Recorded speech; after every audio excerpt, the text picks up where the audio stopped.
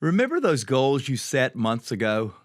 More focus for what matters, more time with friends, more bandwidth for family, maybe more growth for your organization.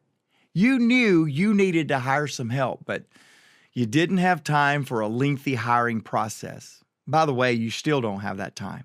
That's why Belay has helped thousands of leaders just like you find the right executive assistant for their specific needs. Because when your time is valuable, you can't afford the wrong hire. Belay's U.S.-based executive assistants handle everything from inbox management to travel planning and project coordination, so you can stop managing the details and start leading with vision. So if you're ready for the next step on the path to great leadership, download Belay's free leadership toolkit. Inside, you'll find ways to become a stronger leader and get more out of your work. Just text the word Maxwell to 55123 today for your free copy.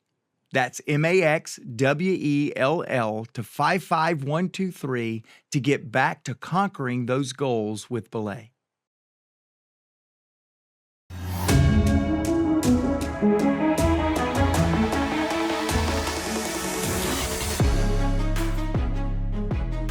Welcome to the Maxwell Leadership Executive Podcast, where our goal is to help you increase your reputation as a leader, increase your ability to influence others, and increase your ability to fully engage your team to deliver remarkable results. Hi, I'm Perry Holley, a Maxwell Leadership facilitator and coach. And I'm Chris Goede, Executive Vice President with Maxwell Leadership. Welcome and thank you for joining us today. Before we get started, I want to encourage you to go to maxwellleadership.com/executive podcast. There, you can leave a question, you can leave a comment, maybe even a topic for a future podcast. We would love that and be able to kind of answer that question during one of our episodes and serve you well. Today, we're going to talk about a soloist to a conductor. Now, this is a phrase that John has created, and it's where you go from, hey, how do I go from being an individual contributor to then leading the orchestra, right? And it's a leadership shift that you have to make. But today we're going to take a little interesting spin on this, and we're going to talk about what is that soloist to do. So just from the soloist side. The soloist side, what should he or she be doing as they are still continuing to contribute as an individual, but beginning to prepare themselves for leadership? What are the things that they can be doing themselves to get themselves ready? Because we know this, it's not you get a promotion, you get an opportunity, you don't get to say, I am now a leader, right? It's a process. You don't flip that switch on. But all of us have a goal to continue to get promoted, continue to grow. And so part of that is, how do you increase your influence on the 5 levels of leadership model before you get the title? And so that's what we're going to talk about today. It's an interesting spin. What can you do to be prepared for the next opportunity to lead at a different level? Yeah, this came up from one of my coaching clients who love this idea that, and it is one of the number one problems we hear about our individual contributors. We take our star individual contributor and we promote them to be a first line manager, and then they crater, they fall apart. And that's because we haven't done a good job, but it's not fair. I think next week we're going to talk about, from the organization side, what should you be doing to prepare your soloist to conduct, but what should the soloist be doing? And it does, this shifts in thinking. This comes from John's Leader Shift writing, but I think the first big shift is about your definition of success. And you think about it, when I'm an individual contributor, my definition of success is doing good work, finishing my project, getting it turned in. It's all about me and my individual work. But if I'm going to start thinking today like a leader, if I already have that, how does the conductor think? How does the manager think? Then it's no longer just about my input. It's about, am I creating conditions for the team and for others to succeed? I still need to do my work, but I'm also looking at the bigger picture of things. I've always asked the question on coaching calls is, what would success look like if you weren't the one doing the work? And most of them go, well, what do you mean I'm not doing the work? What would it look like if you had others doing the work? And that mindset shift can get you in that conductor mindset. You think about, you're a soloist, you're the #1 chair violin soloist, and you're saying, man, you're a fantastic violinist. Why don't you lead the orchestra? Right. You think, I don't know how to lead an orchestra. So you become super soloist and try to play all the solos. So, Yeah. Great. This is a great image of a leadership shift that is going to happen. And so one way to practice that shift is leading without a title. As we just mentioned, 5 levels of leadership. Level 1 is where you are leading people because you have the title.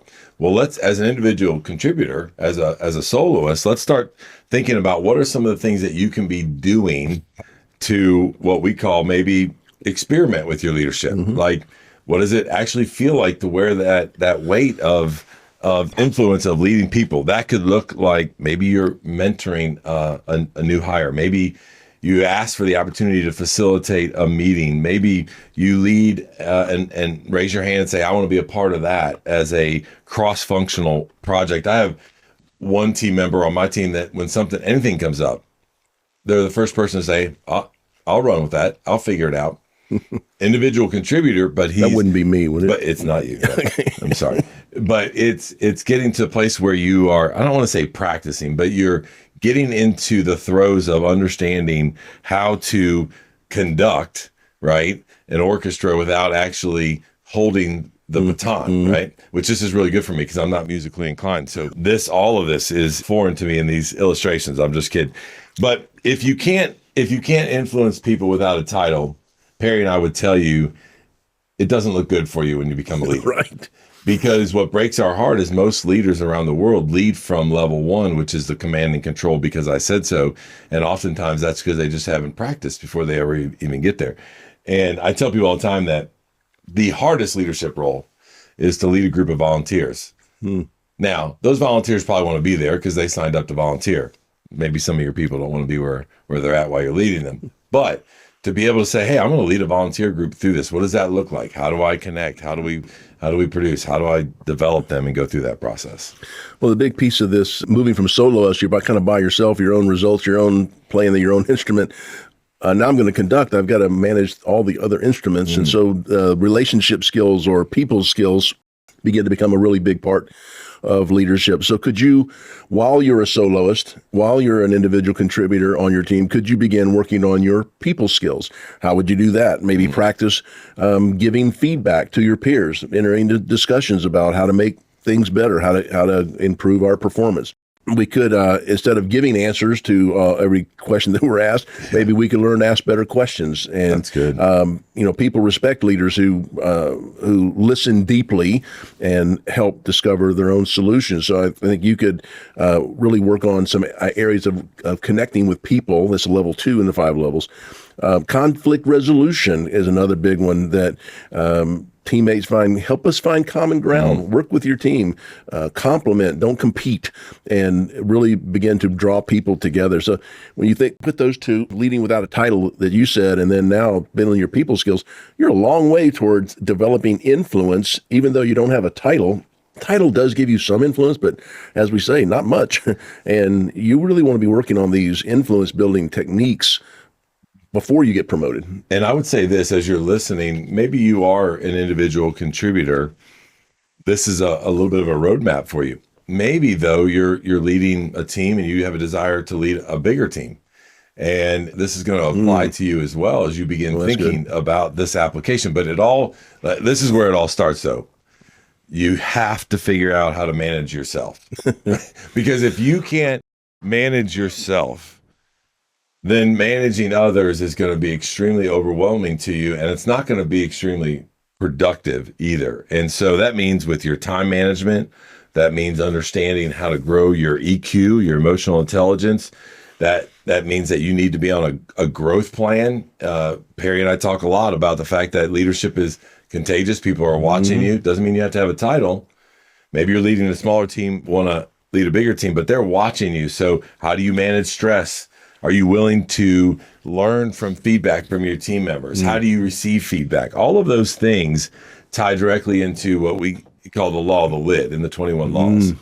And as your ability to influence others kind of will set that lid on your leadership, the higher you can raise that before you actually get that next leadership opportunity that you're looking for, the better you're going to be off and be able to actually influence and lead others around you. I love this one because if you can't manage yourself, it's often said, why would anybody else let you manage that? That's right. No. That's right. But managing your time, managing your emotions, managing your energy, managing your priorities, these are all things that people are watching and they're deciding, are you someone that influences me? You're late for every meeting, you're not prepared, and you lose it. You're triggered easily. I'm not influenced by that, and you have no influence with me. That's right. Yeah. That's right. Another area I would say, if you're a soloist, hopefully to be promoted to a conductor one day, is to, and this is going to be tough. Yeah, very tough. I'm like, what? Let go of being the expert. That's funny. As an individual contributor, you're kind of your bread and butter is your expertise, what you know and what you're great at. And people look to you as an individual contributor to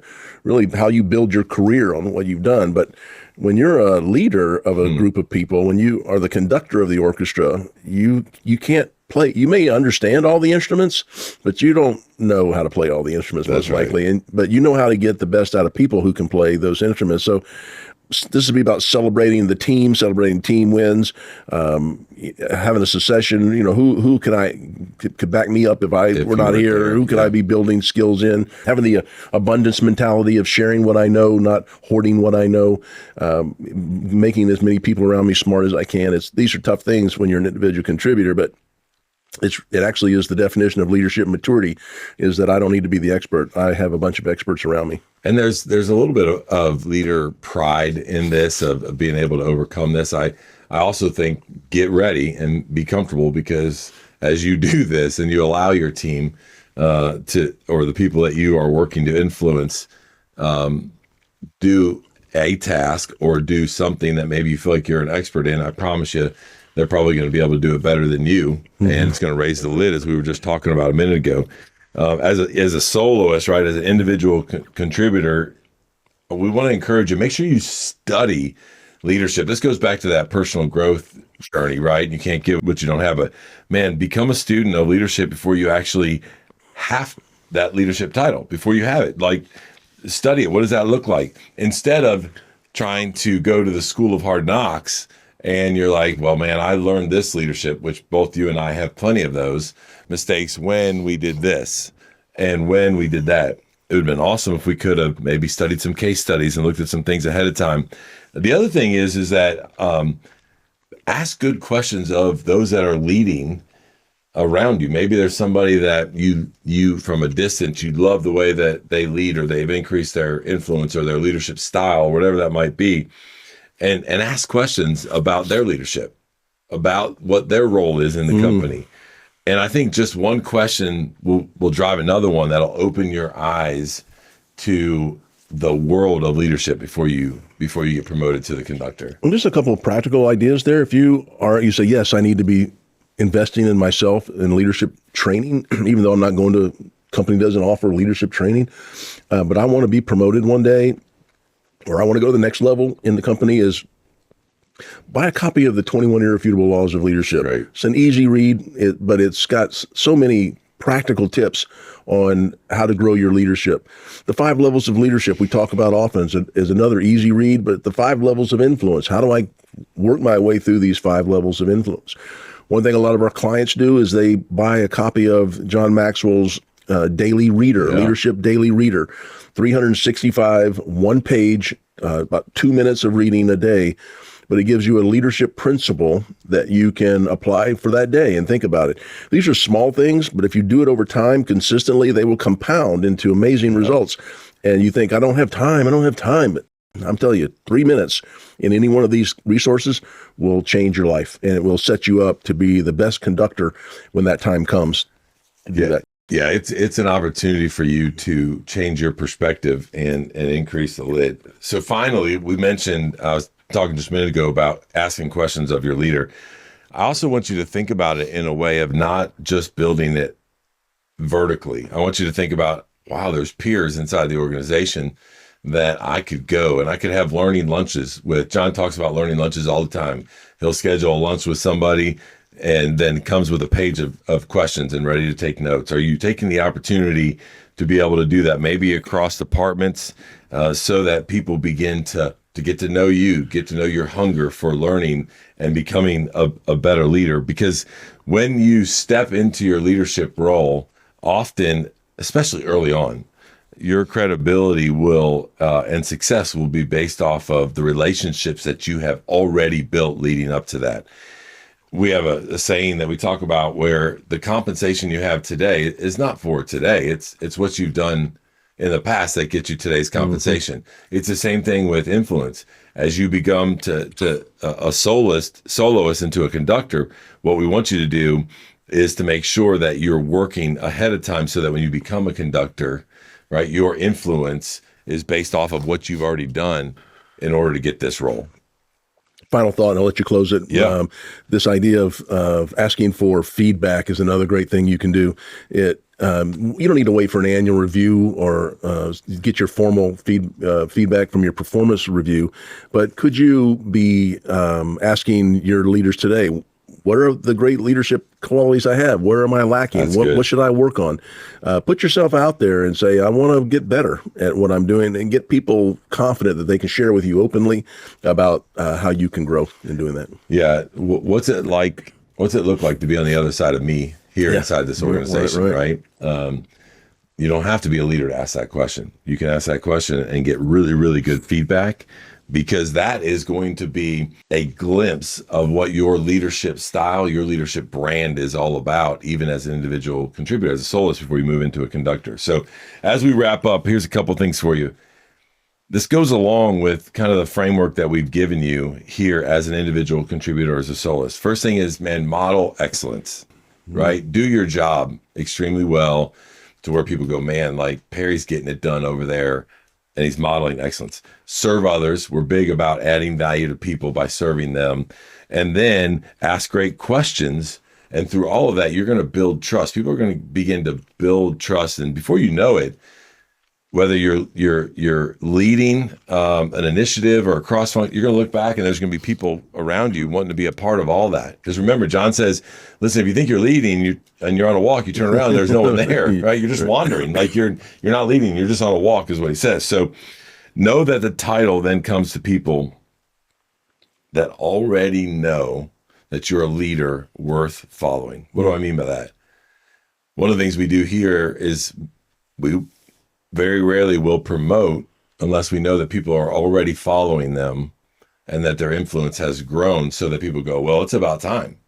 Like, could you get to a place as a soloist or an individual contributor where people go, man, Perry ought to be leading that team. Perry ought to be leading that initiative.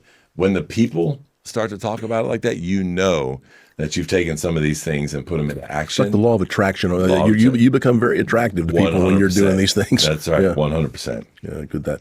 Well, fantastic. Thank you, and hope you got some great insights on that. If you'll remember to go to maxwellleadership.com/executive podcast. You can learn about our offerings like the 5 levels of leadership, our other podcast offerings.